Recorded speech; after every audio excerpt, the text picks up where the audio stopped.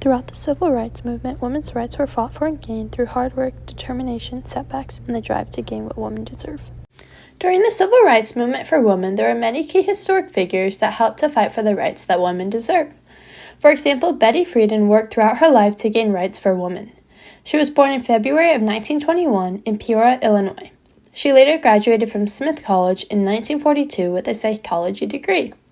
After this, she became a writer for the United Electric News and became involved in different labor and union problems. Then, in 1947, she married Carl Friedan, and together they had 3 children. She then became a housewife and started to do research and perform interviews, to then be able to publish The Feminine Mystique in 1963. This book spread the women's rights movement exponentially as it gained popularity from the public. She also set up a strike on August 26, 1970, which was to fight for equality for women. Friedan also became involved in different organizations where she helped to change laws such as unfair hiring practices, pay inequality due to gender, and discrimination to those who are pregnant. For example, she founded an extremely popular organization known as the National Organization for Women. Another key figure was Eileen Clark Hernandez. She was born in May of 1926 and later became an activist for women's civil rights. For instance, in 1965, she became a commissioner of the United States Equal Employment Opportunity Commission. She was appointed this position by Lyndon B. Johnson. She also worked with Betty Friedan as a co-founder of the National Organization for Women. Together, they worked hard to create this big organization. The NOW organization fought for women's rights and was founded in 1966. It became the biggest feminist group in the U.S. with nearly 500,000 members in the early 21st century.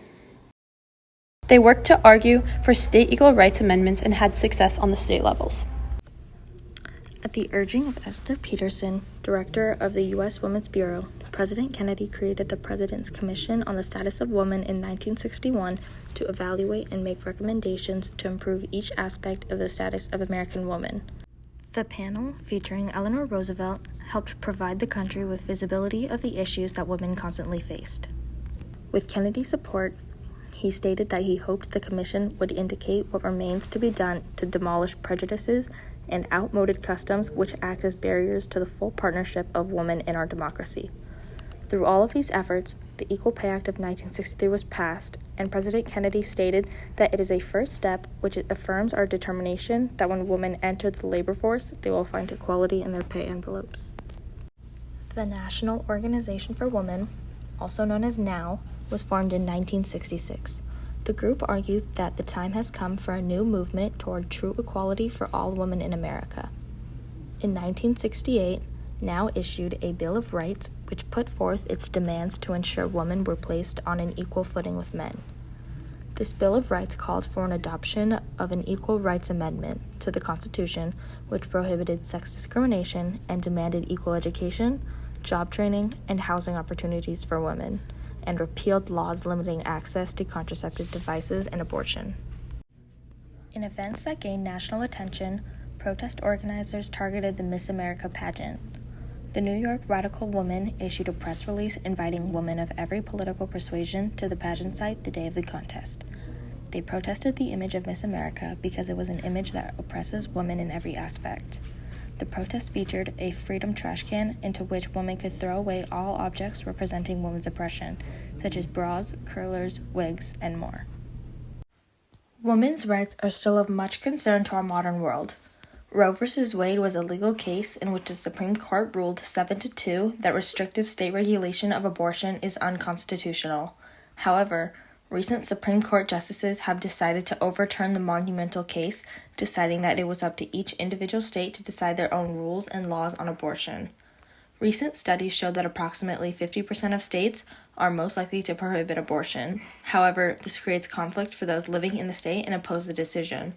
Because of this, many feminist movements and protests are occurring to show their scorn for the decision, and our world is yet again divided. Today, many organizations dedicated to women's rights proudly strive for equality and justice. A Better Balance, for example, founded by Dina Bax, is a nonprofit organization hoping to end discrimination against pregnant workers. In 2021, they've helped 30 states and 5 cities pass protections for pregnant workers that needed modest accommodations to stay healthy. They're also fighting to have Congress pass the Pregnant Workers Fairness Act this year, which requires employers to accommodate for maternity leaves and medical needs. In addition, the Feminist Majority Foundation, founded by Eleanor Smeal, is dedicated to women's equality, reproductive health, and leadership for women in the U.S. They're making moves by increasing funding for their civic engagement programs and for their Girls Learn International program to end discrimination in education and stop child marriage. Apart from this, the Center for Reproductive Rights works to include access to contraception, maternal health, and safe abortion. They strengthened reproductive laws and policies in more than 60 countries as they continue to support women and their reproductive rights everywhere. The movement continues to grow and impact different nations. For example, former First Lady Michelle Obama launched Let Girls Learn, a U.S. government program to help young women around the world get quality education. Through a global impact, Japan, South Korea, and the UK have joined the U.S. in providing thousands of dollars of scholarships for girls in Liberia, in the Democratic Congo, building bathrooms for girls in El Salvador, and leadership training in Afghanistan.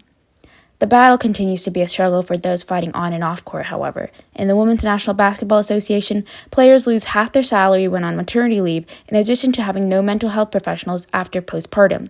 Thus, players like Skylar Diggins-Smith, who played her 2018 year pregnant, continues to battle for equal pay and fair treatment with her male counterparts.